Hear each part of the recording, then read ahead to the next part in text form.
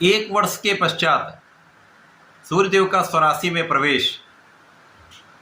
क्योंकि स्वराशि में समस्त ग्रहों का प्रभाव अत्यंत श्रेष्ठ प्राप्त होने लगता है तथा वो सामर्थ्यवान हो जाता है, उसकी क्षमता में, उसके प्रभाव में कई सौ गुना वृद्धि हो जाती है। तथा ज्योतिष के दृष्टिकोण से जब भी कोई ग्रह स्वराशि का होता है अथवा अपनी उच्च राशि का होता है तो उसके प्रभाव में अत्यंत सकारात्मकता आ जाती है। सूर्यदेव चूंकि नवग्रहों में राजा हैं, राजा के समान ही इनका कर्तव्य है, उत्तरदायित्व है, क्षमता है, प्रभाव है। आत्मबल के कारक सूर्यदेव हैं, पिता के कारक सूर्यदेव हैं। सरकारी संस्थाओं, प्रजातंत्र, राजतंत्र के कारक सूर्यदेव हैं। शासन, प्रशासन, प्रशासनिक सेवाओं के कारक सूर्यदेव हैं। राजनीति के कारक सूर्यदेव हैं। इस जगत के पालन पोषण का दायित्व भी सूर्यदेव के पास है, क्योंकि सूर्य की प्रथम किरण से ही इस संपूर्ण जगत में प्राण का संचार हो जाता है, प्रकाश का प्रवाह हो जाता है। तो सूर्य का परिवर्तन अत्यंत महत्वपूर्ण होता है।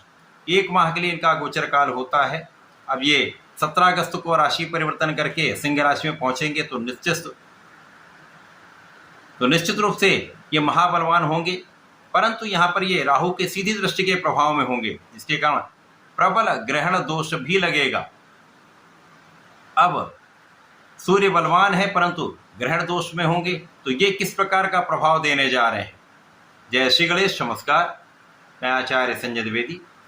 मेरे समस्त प्रबुद्ध दर्शकों का मेरे चैनल पर हार्दिक स्वागत है। प्रिय दर्शकों, आज मैं धनु राशि का सूर्य के इस राशि परिवर्तन के पश्चात किस प्रकार का प्रभाव प्राप्त होने वाला है, धनु राशि के जातकों को कितना लाभ मिलेगा, अथवा इस ग्रहण दोष का कुछ प्रभाव प्राप्त होने वाला है या कहीं पर कोई अवरोध आने वाला है तो उसका क्या निराकरण है, संपूर्ण विश्लेषण मैं पूर्ण तर्क के साथ करने जा रहा हूं। प्रिय दर्शकों, इस राशिफल को आप अपने लग्न तथा राशि दोनों के अनुसार देख सकते हैं। धनु राशि के लिए सूर्यदेव आपके भाग्येश हैं। भाग्येश का भाग्य भाव में गोचर आरंभ होने वाला है, जो अत्यंत महत्वपूर्ण है। महाबलवान स्थिति बनेगी।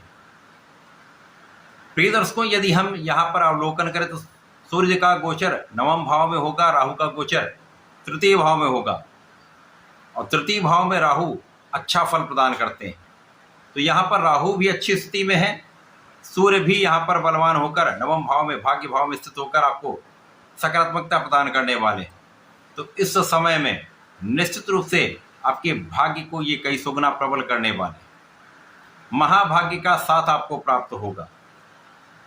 अब सूर्य का जो भी कार्यकत्व है, सूर्य का कार्यकत्व है आपको आत्मबल देने का, आपके आत्मबल में वृद्धि करने का, आपको सकारात्मकता देने का, आपको नेतृत्व का गुण प्रदान करने का, आपकी शासन क्षमता को बढ़ाने का, पालन पोषण करने का, ये जो गुण है ये आपके अंदर डेवलप होने लगेगा, इनका फल आपको प्राप्त होने लगेगा।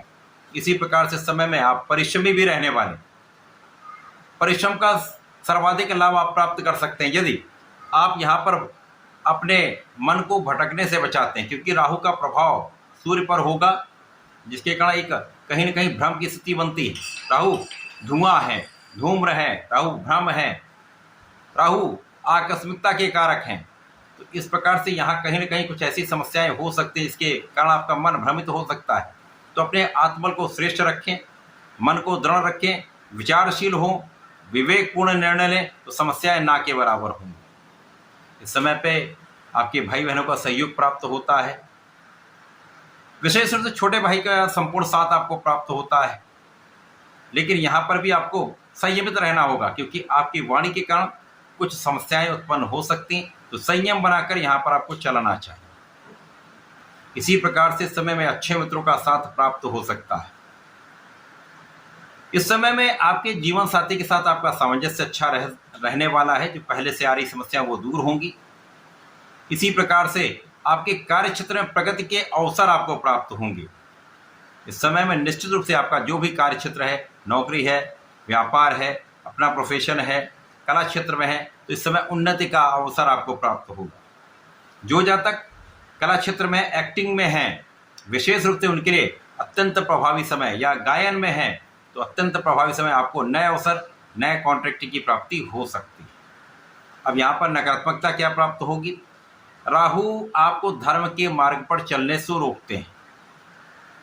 तो आपको धार्मिक बने रहना है, प्रयास करना है, अपनी इष्ट का ध्यान करते रहें, धर्म के मार्ग पर चलते रहें, किसी के साथ अन्याय ना करें तथा आप अनुशासन में रहें, क्योंकि सूर्य अनुशासन है।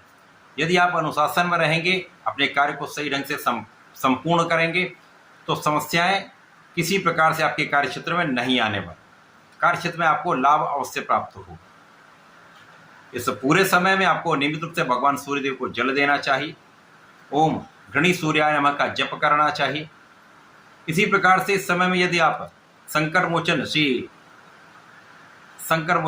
बजरंगबली महाराज की शरण में रहते हैं, हनुमानाष्टक का नित्य पाठ करते हैं, हनुमान चालीसा का पाठ करते हैं, प्रत्येक मंगल शनिवार को बजरंग बाण का 3 बार पाठ कर लें तो विशेष लाभ आपको प्राप्त होंगे। इस समय का संपूर्ण उपयोग करके आप लाभ ले पाएं, तो ऐसा करके इसका लाभ लें। धन्यवाद, नमस्कार।